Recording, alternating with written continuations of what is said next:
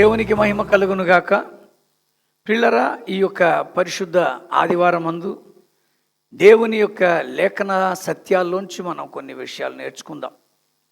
పౌలు భక్తుడు ఫిలిప్పీలకు రాసినటువంటి పత్రికలో ఒక చక్కటి మాట చెప్తారు. 2వ అధ్యాయంలో 4వ వచనంలో, మీలో ప్రతివాడును తన సొంత కార్యములను మాత్రమే గాక ఇతరుల కార్యములను కూడా చూడవలెను. అక్కడే కొంచెం ముందుకు చదివితే 21కి వచ్చేసరికి, అందరూ తమ సొంత కార్యములనే చూచుకొనుచున్నారు, కానీ యేసుక్రీస్తు కార్యములను చూడరు. ఈరోజు అసలు ప్రభు అయిన యేసుక్రీస్తు వారిని సొంత రక్షకునిగా అంగీకరించిన తర్వాత మనకి చెప్పబడినటువంటి మేజర్ రెస్పాన్సిబిలిటీ ఏంటో తెలుసా ప్రియులారా? మనము ఆ క్రీస్తుని గురించి లోకానికి చెప్పాల్సిన బాధ్యత మనకుంది. నేను మళ్ళీ చెప్తున్నాను, ఈరోజు క్రీస్తుని గురించి మనం ఎలా చెప్తున్నాం? మీరు సర్వలోకానికి వెళ్ళి సర్వసృష్టికి సువార్తను ప్రకటించండి అన్నారు. ఎందుకంటే మనకిచ్చారు ఈ భాగ్యం. ఆ సువార్తను మనం చెప్పడానికి మన యొక్క జీవన విధానాన్ని మనం కనబరచాలి. ఆ జీవన విధానం అవతల వాళ్ళకి ఆశ్చర్యం కలగాలి. అప్పుడు వాళ్ళ అవకాశం తీసుకొని మన దగ్గరకు వచ్చి అడిగినప్పుడు వాళ్ళకి సువార్తను మనం అందించాలి. నేను మళ్ళీ చెప్తున్నాను ప్రియులారా, పరిశుద్ధ గ్రంథంలో యోహాను 4వ అధ్యాయంలో సమరయ స్త్రీ గురించి అందరికీ తెలుసు. ఆవిడ అద్భుతమైన సువార్త చేయగలిగిందండి. ఎంత అద్భుతంగా చేసిందంటే, ఈవిడి స్థిరం లేని స్త్రీ, ఈవిడి మాటలు మనం ఎందుకు వినాలి అని ఎవరు అనుకోలే. ఆవిడ మాటలు విని ఆవిడ మాటల్లోని తాత్పర్యాన్ని గ్రహించి ఇంకా ఆ యేసు మాటలు వినడానికి ఆయన ఎక్కడికి వస్తున్నారు, ఆ ప్రాంతాలన్నింటికి వెళ్ళి ఆ స్త్రీతో అద్భుతంగా చెప్తారు. అమ్మాయి గారు, మీరు చెప్పిన మాటలు మేము విన్నాం, ఇప్పుడు మా అంతటా మేమే వింటున్నాం, మేము ఆయన నిజంగానే రక్షకుడని గ్రహించుకున్నాం అన్నారు.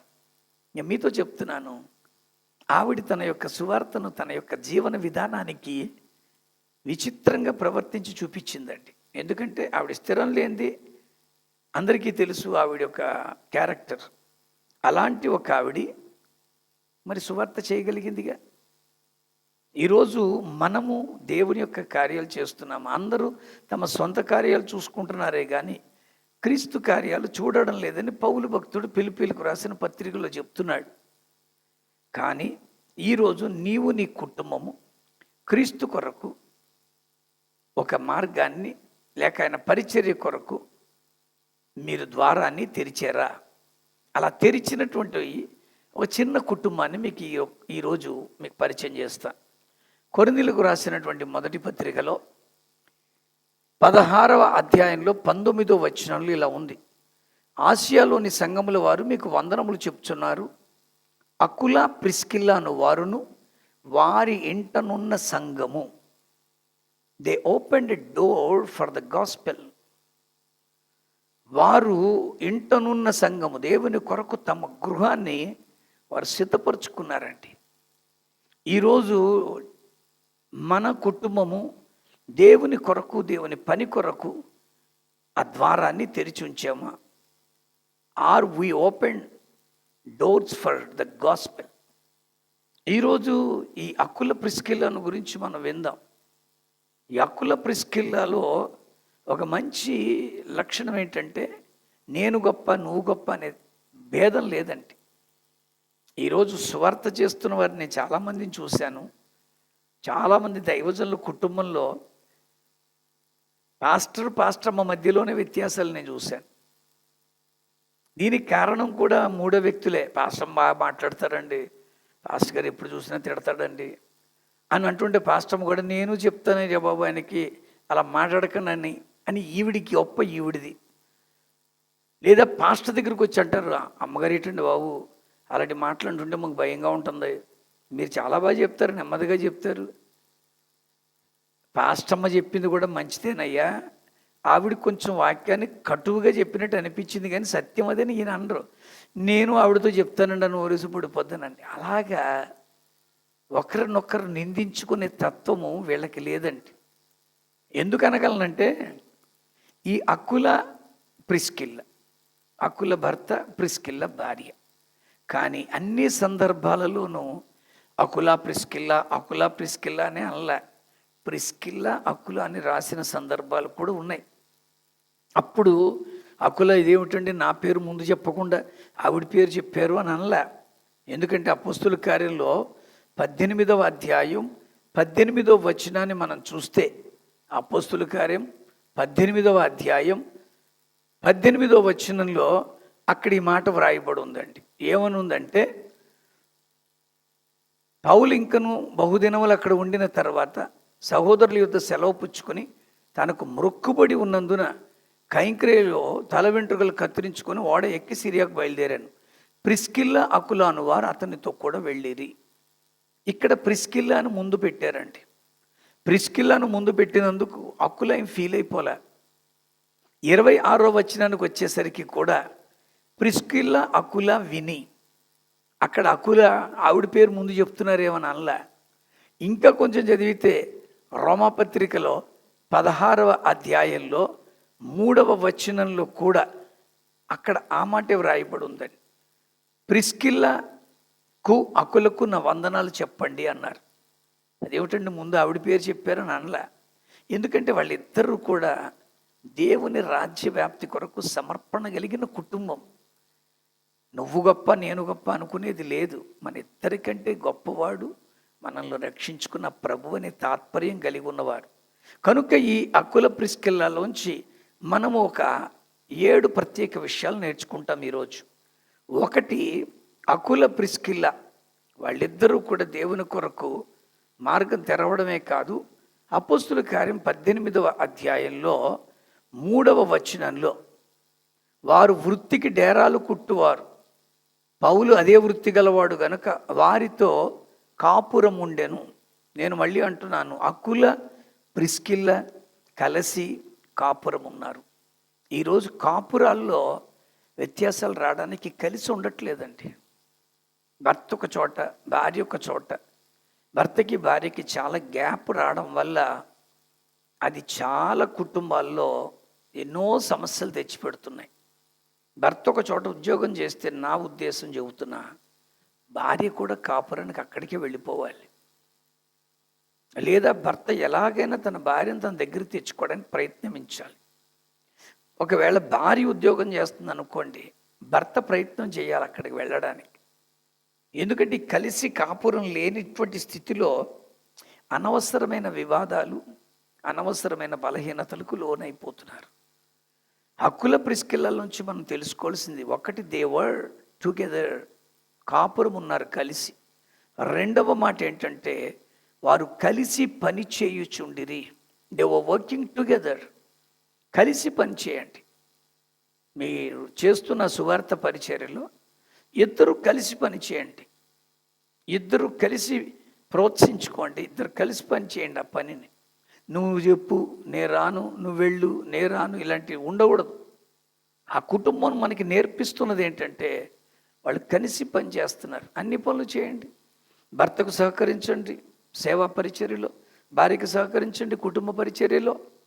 అలాగ ఉండాలని అకుల ప్రిస్కిల్ల మనకి నేర్పుతున్నారు. ఒకటి వాళ్ళ దగ్గర నేర్చుకోవాల్సింది ఏంటంటే వాళ్ళు దేవుని రాజ్య వ్యాప్తి కొరకు they open door for gospel.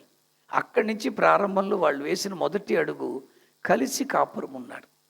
రెండవది కలిసి పనిచేస్తున్నారు. అక్కడే మనము 18వ వచనాన్ని అపోస్తుల కార్యం 18:18లో చూస్తే ఏమనుందంటే వాళ్ళు కలిసి వెళ్ళారు. ఇద్దరు కూడా ప్రిస్కిల్ల అకుల అను వారు అతనితో కూడా వెళ్ళిరి. కలిసి వెళ్ళండి. ఎక్కడికి వెళ్ళినా కలిసి పరిచర్యలో కలిసి వెళ్ళండి.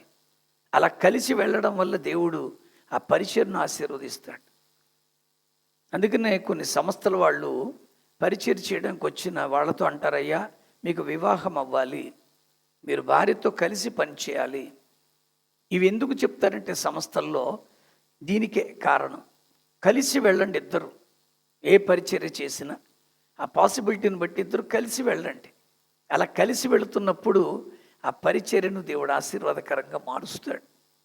నేను మళ్ళీ చెప్తున్నాను పిల్లరా, అక్కుల ప్రిస్కిల్లాల నుంచి మనం నేర్చుకోవాల్సినటువంటి సత్యాలు. కలిసి వెళ్ళారు వాళ్ళు. ఆ కలిసి వెళ్ళడంలో అండర్స్టాండింగ్స్ చాలా బాగున్నాయండి వాళ్ళకి. ఒకవేళ నువ్వు సేవకుడిగా ఉన్నావా, సేవకుడిగా నువ్వు వెళ్ళాల్సిన పని వచ్చిందా, అప్పుడు సేవకురాలు మీరు వెళ్ళండి నేను చూసుకుంటాను, అలాంటి కలిసి పని చేయగలిగే మనస్సు వాళ్ళకు ఉండాలి.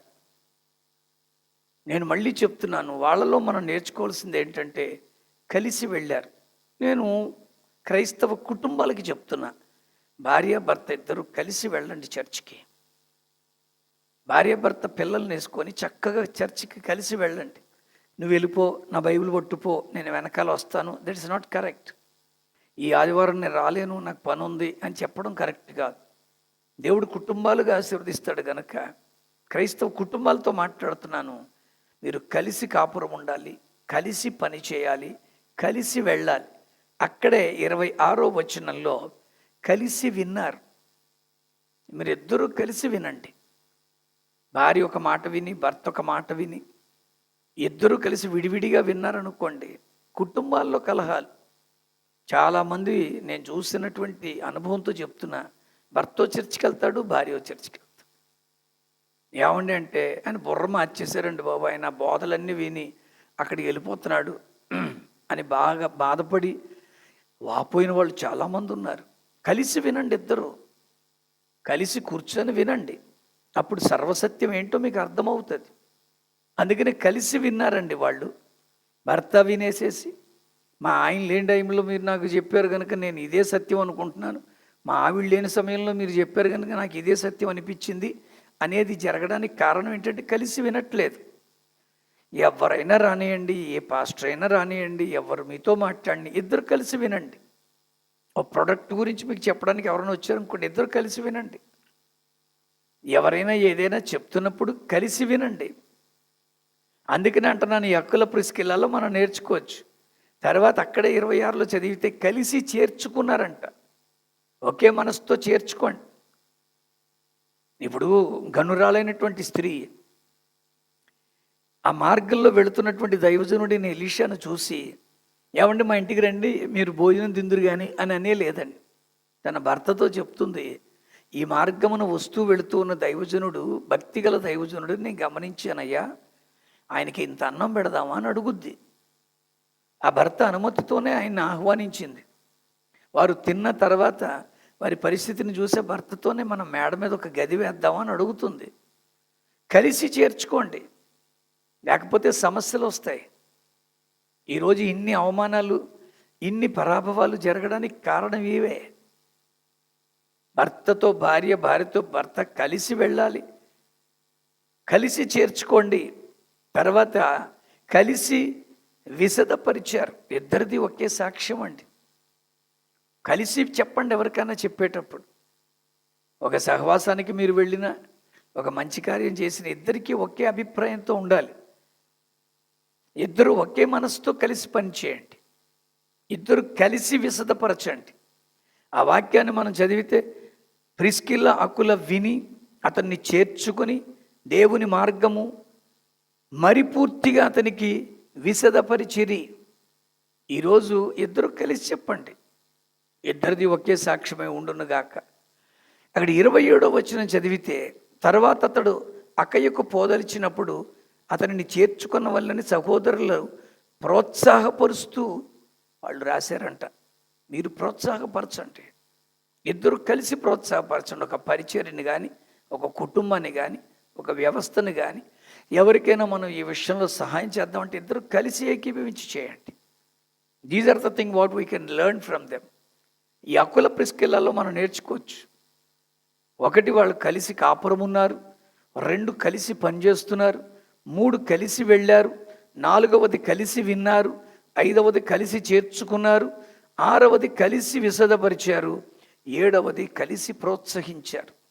ఇంకొక మంచి మాట చెప్పనండి, రోమీలకు రాసిన పత్రికలో 16వ అధ్యాయంలో 34వ వచనానికి 3-4 వచనానికి వచ్చేసరికి అక్కడ ఒక అద్భుతమైన మాట రాయబడి ఉందండి. క్రీస్తు యేసునందున్న నా జత పని వారైన ప్రిస్కిల్లకు అక్కులకు నా వందనాలు చెప్పండి. వారు నా ప్రాణము కొరకు తమ ప్రాణములు ఇచ్చుటకైనను తెగించారు. అది సేవ. ఇద్దరు కలిసి ప్రాణం పెట్టడానికి తెగించారంటండి. ఎంత అద్భుతంగా ఉందండి. ఈరోజు నిజంగా ప్రభు కొరకు మనము పనిచేయగలుగుతున్నామా? మంచి కుటుంబాలుగా, క్రైస్తవ కుటుంబాలుగా కట్టబడ్డాం కదా. మన కుటుంబం అంతా కూడా ఈ అకుల ప్రిస్కిల్లలాగా దేవుని సన్నిధిలో ఈ అనగా 9 విషయాలు మీకు చెప్పాను. ఒకటి, వాళ్ళు దేవుని రాజ్య వ్యాప్తి కొరకు వారి కుటుంబాన్ని, వారి ఇంటిని సిద్ధపరిచి మార్గం తెరిచారు. రెండవదిగా, కలిసి కాపురం ఉన్నారు, కలిసి పనిచేశారు, కలిసి వెళ్ళారు, కలిసి విన్నారు, కలిసి చేర్చుకున్నారు, కలిసి విశదపరిచారు, కలిసి ప్రోత్సాహపరిచారు, చివరికి కలిసి ప్రాణం పెట్టడానికి కూడా తెగించారు.